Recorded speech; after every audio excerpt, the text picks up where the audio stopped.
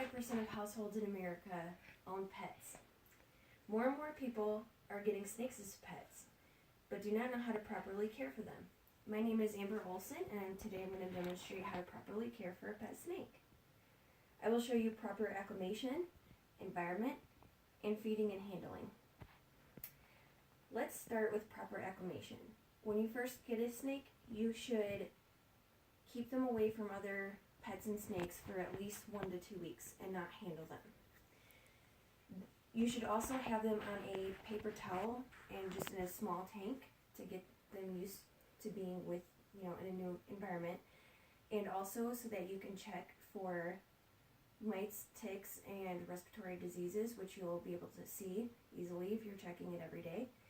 And you also should not handle it at first. Let it get, it's stressful to move from one environment to another, so you want to give them that time to acclimate.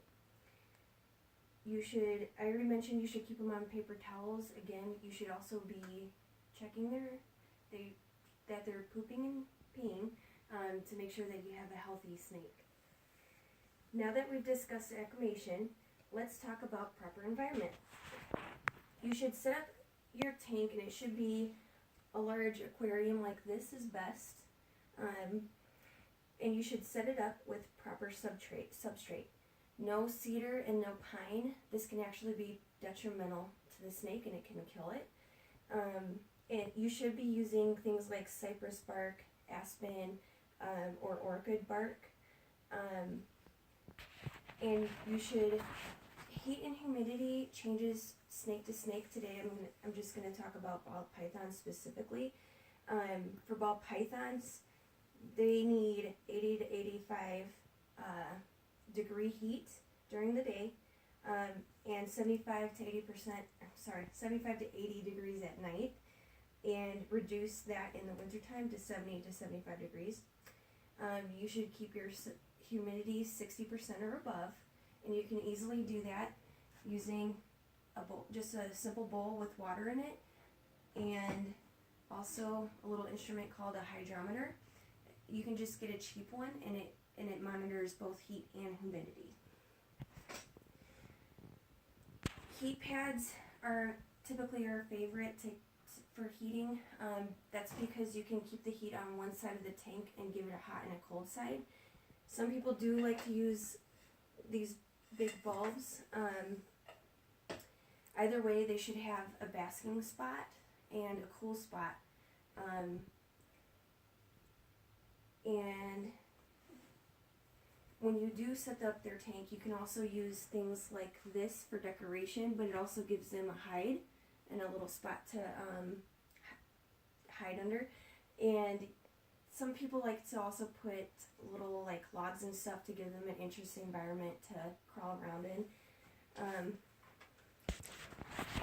Now that we've talked about proper acclimation and environment, let's talk about feeding and handling. A lot of people use live or frozen rats or mice. You want to research your snake and find out what's the best for them to eat. If you use a frozen rat, typically the best idea is to get a pair of tongs so that you can feed them. Either way, you should not feed in the cage that they live in. You should have a separate area for them to feed in so that they don't get used to feeding in their tank.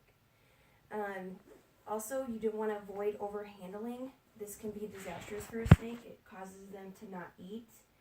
And if they go too long, snakes can go a long time without feeding, but if they go too long without eating, they can still die from that.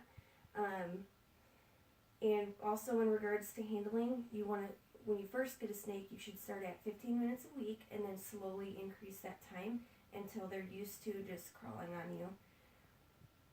You also, again, you want to research their wild eating habits, so you make sure you're getting the proper food for them and what they're used to. I have showed you now how to properly care for your pet snake. You should always research, because it's different snake to snake when it comes to heat and feeding. And I ensure proper acclimation, environment, feeding and handling, as it does change based on the breed. You can always talk to experienced reptile owners as well. I hope you enjoyed my speech and learned how to care for your pet snake.